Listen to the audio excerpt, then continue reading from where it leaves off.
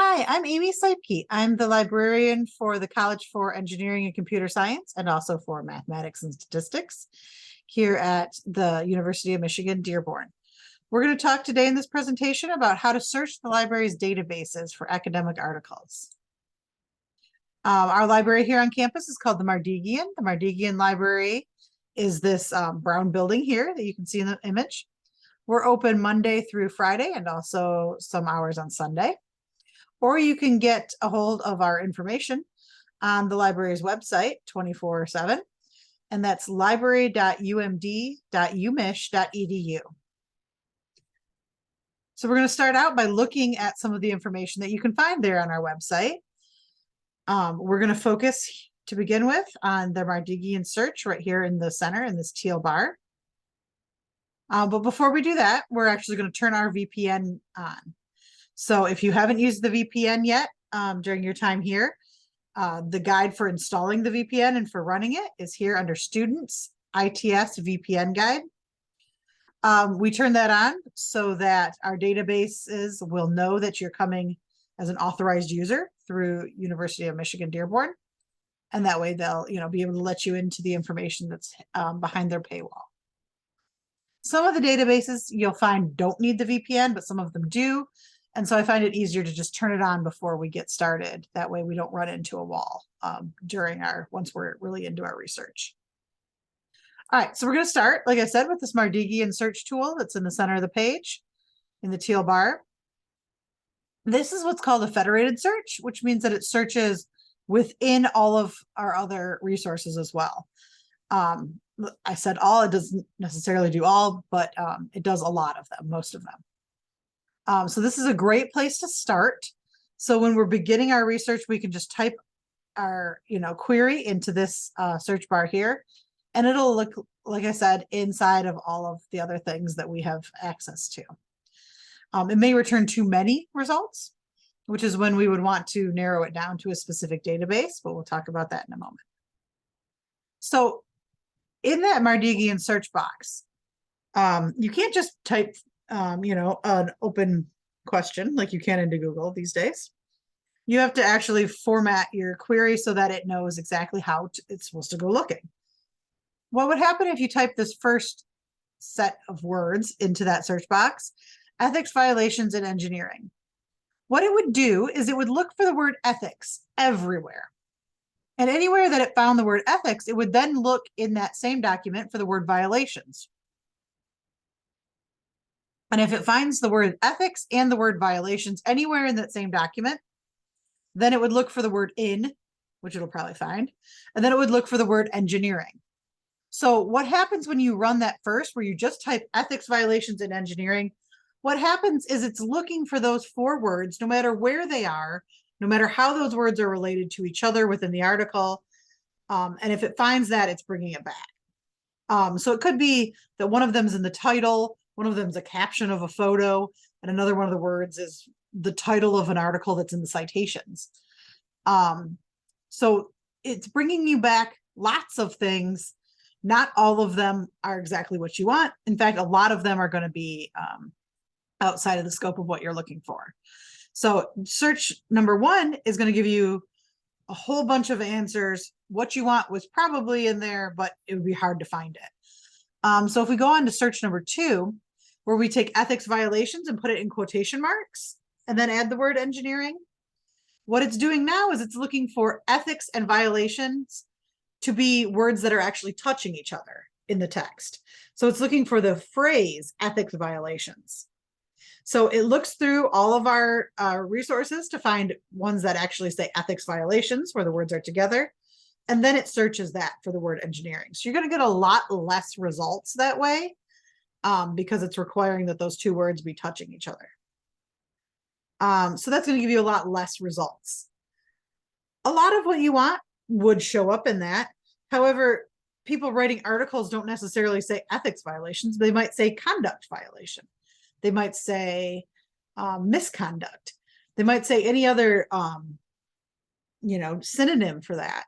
So the way we can do it to ensure that we get those where they use the other synonyms is with search number 3, where we're going to say ethics violation or conduct violation And you can put in any other number of synonyms you want as well. You could say ethics violation or conduct violation or misconduct in the same way. And you can build all those synonyms there together. You just want to nest them within parentheses, sort of like building out a mathematics equation, right? You want the search to look for this or this or this or this. You put that in parentheses. Once it's found that, then it moves on to the next thing and the word engineering. So you want it to either have ethics violation or conduct violation. And once it's found one of those, then it looks for the word engineering and will give you back those results. So you're going to get more results than with two. Maybe more, maybe less than one, but it'll be a better selection of them. So you're going to get a more robust selection of articles where they've used different synonyms. So once you do that, you can sort of tweak that until you're getting results that you like. Say you're not finding anything from ethics violations, just drop that off so that it's not getting in the way. Say instead of engineering, you want it to say bioengineering. Or you could say engineering or bioengineering. You could say engineering or computers. Something like that might get you a more targeted search. So you can sort of an iterative process. You sort of find what's working and then make the changes you need to make it work better. So one way of doing that is I've created this worksheet for you. If you click on this link, you'll be able to open this worksheet. And what it is it works you through the process of creating the database query that you want. So in this, it's a fillable PDF, so you can just start typing. So it says to write out in a sentence or two what it is you're trying to learn. You may need to narrow your topic. You may need to broaden your topic. That's sort of, getting into the iterativeness of it. So write out a sentence, circle all the key words that are in that sentence, put one word in each one of these boxes, and then come up with all the synonyms you can for that word. Okay, so I've done one down here where it says the sentence that they wanted was, what are some of the current limits of the usage of solar power in cars? So the words we were looking for were current, limits, solar power, and cars. So we wrote out some of the synonyms for those. The last step is that we're going to try to write some sentences, some phrases, some search queries. And we're going to combine those words from these boxes into sentences using our Boolean operators, our and, or, and not. So the way we did that down here was we said present or current and problems or issues and photovoltaic, not thermoelectric, and vehicles. So that would be one way to do this search, looking for information on this topic. Another way we could do 2001, or now we do 2003, and limits or limitations, and solar income, not biofuel, and transportation would be another way to do this, to do a search for information on this topic. So you can use this to try to clarify if you're having some trouble getting the results that you want in a basic search.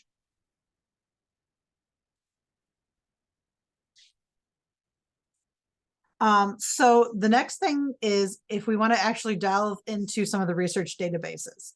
So if you're getting too many results or you're not getting what you expected to see, you might want to go into one of the databases. Like I said, this federated search here searches within all of our databases.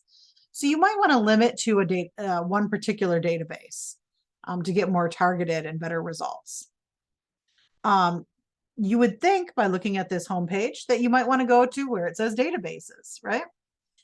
But if you don't really know what database you want to use, that's probably not the best way to go. So if you know you want to go to IEEE Explorer, by all means, click databases, go to the I, and it'll give you the link to go to IEEE Explorer. If you know you want to go to ACM, click databases, go to the A, go to ACM, and that'll get you right into those databases. But if you don't already know what database you want to use, I would suggest going here to subject guides. we have access to so many databases. We have over 1,000 databases that we can access here on campus, and it gets to be a lot to pick out which one you want. So I created for you a tabbed box that sorts out your best bets of which database you might want to use. So once you click on the button that says subject guides, you can go to composition and go to Comp 270, which is the page I created for your class. Or in the future, you'll still be able to go engineering. You can go to course guides. You'll also find that Comp 270 under course guides. Or you can go straight down here to engineering resources, databases, and tech standards.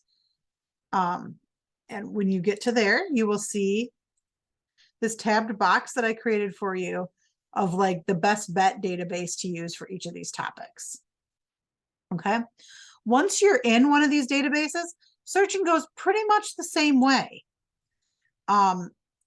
There's usually an advanced search feature that will help you to create that search. So in this instance, I'm looking at the Applied Science and Technology database. I'm looking for information about this researcher. And so the way I would do that is I would put his name here. And I also want not just anything about him. I want ones that talk about his ethics or his conduct. So I say his name, and then I say and ethics or conduct. And this should give me results that mention his name, that also have the word ethics, or his name and the word conduct. Okay. And that will give me those results.